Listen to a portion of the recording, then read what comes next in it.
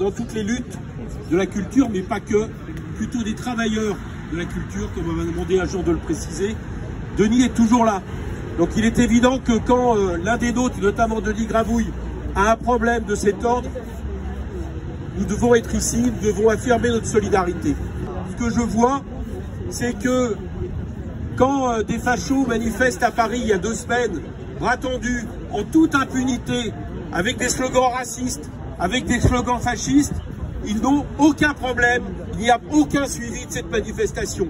Par contre, quand Denis vient se mobiliser, et comme vous savez, Denis est quelqu'un de très dangereux et très violent, devant un ministère avec quelques camarades, ça vaut le coup d'être emmené au commissariat. Tout ça est, j'allais dire, à l'image de ce gouvernement. Ce gouvernement, c'est assez simple. Mais d'ailleurs, c'est pas le seul dans le monde. C'est que plus vous faites des politiques néolibérales, plus vous faites des politiques d'austérité, plus vous faites des politiques inégales, plus vous êtes autoritaire. Parce que pour faire passer ces politiques, eh bien, il faut toujours plus d'autoritarisme.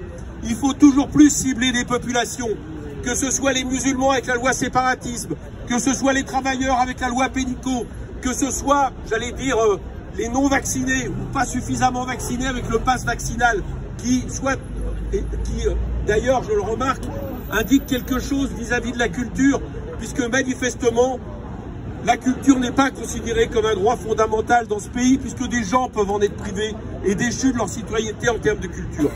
Voilà, c'est toutes les raisons pour lesquelles il faut se mobiliser. J'en profite, un petit message, mais ça a peut-être été fait. Dans ces cas-là, je ne fais que le redoubler. La dernière fois que j'ai vu Denis, c'est il y a quelques jours.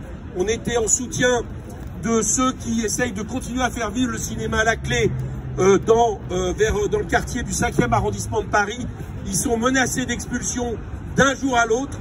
Il faut qu'ils arrivent à tenir pour essayer d'avoir une possibilité de rachat de ce cinéma, le seul cinéma associatif de Paris.